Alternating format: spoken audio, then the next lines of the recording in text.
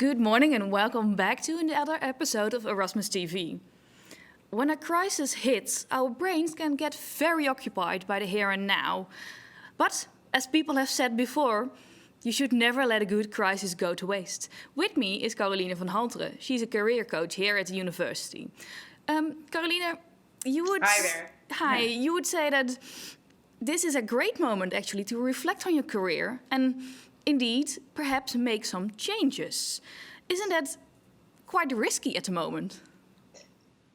Risky? No, I wouldn't say risky, because when is it ever risky to work or reflect on your personal development? I would say due to this period where everything changed and everything is not jumping back to normal instantly, I would say it would be a very good time to reflect on your career. You see a lot of people taking up courses online to work on their own development or on their own skills.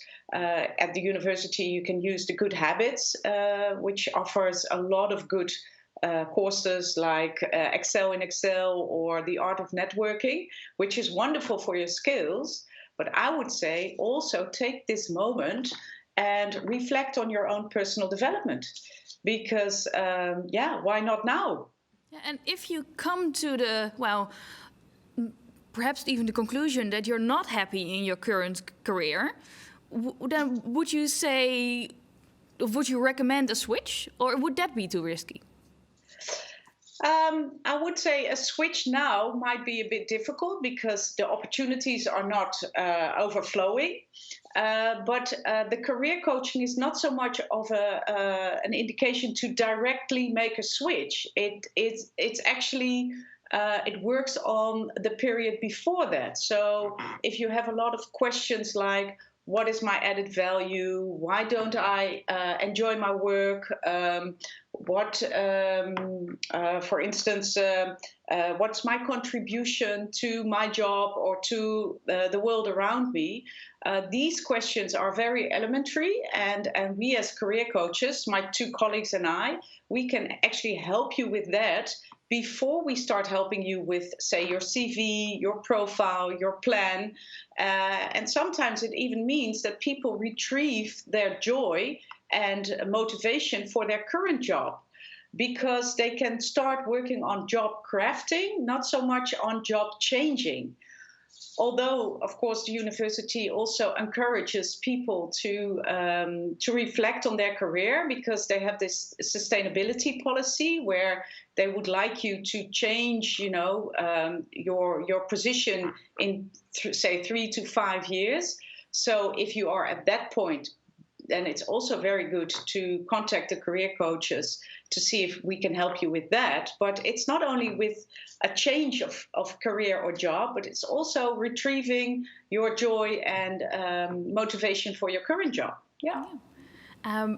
But it can be very daunting to start a new position here. In a minute, everybody will meet Mattias, one of our newest colleagues at the university, because he's about to start his job at the Erasmus University library. This is Mattias Holwerda. Thank you for having me on the show. I'm recording this from Friesland, actually, where I'm on holiday with my family.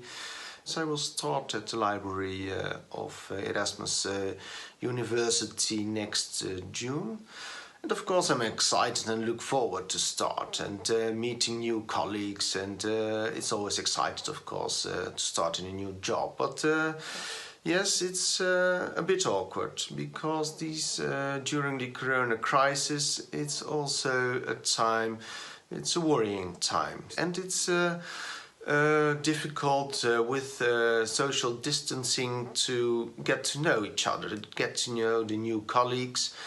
But also, I have to say, with modern communication tools, it is possible to get a good start and to get to know my colleagues. So yes, I'm looking forward to starting a new job.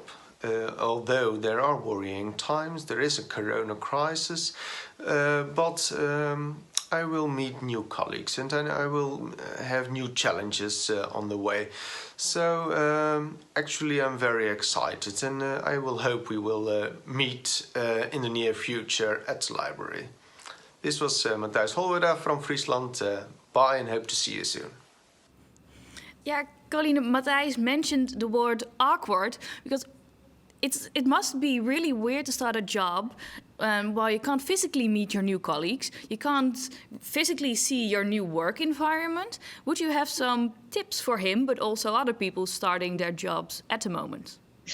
Definitely. I think Matthijs indicates very well that it is awkward, and also because of this time of social distancing, how do you actually start your new job? Because we are always very focused on the content of the contribution or the efficiency we have on the job. But I would suggest that you first start and make your priority to get to know your colleagues first. Because normally we do that, in between the meetings or in between the introduction phase, at the coffee corner or in the lunch break. But there are no coffee corners and there is no lunch break at the moment. And this social oil, which happens on the work floor, is so very important to actually get yourself in a situation where you are sort of trusted, or you can trust your colleagues, so this contributes to your work. So my suggestion would be that first of all, focus on your getting to know your colleagues and your management. So if you are in a video meeting with all your colleagues, shout out, ask your questions, tell something about you. Plan these one-on-one video meetings with your colleagues just to get to know each other. Not so much because you want to hand out information or you want to ask about information about the job, but basically just get to know each other first and then start working on efficiency and contribution on the content of your new job. Yeah. And I said in the beginning, our brains can get very occupied by the here and now during a crisis. Would you have some tips or advice how we could get in another state of mind to, well, be able to reflect? Yes, that first of all, look at the structure of your day. Because if you are constantly in one room and you're constantly working and you don't have any distractions, before you know it, it's 4 or 5 o'clock in the afternoon, and you lack some oxygen, basically, literally and figuratively speaking. So I would say make sure that you break up your day and go for a walk. Go outside, do some exercise, make yourself a very good, healthy, nice lunch, for instance, and really treat yourself on those things. Don't think, oh, I have to be in the office constantly. So that would help you with the state of mind, and also lower your expectations. And I think on many social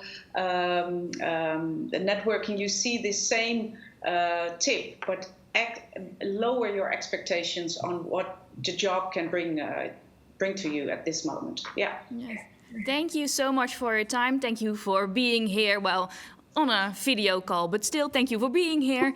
I thank everybody for watching, and we will be back on Monday. We will discuss history, living it, but also remembering it. Thank you. See you on Monday.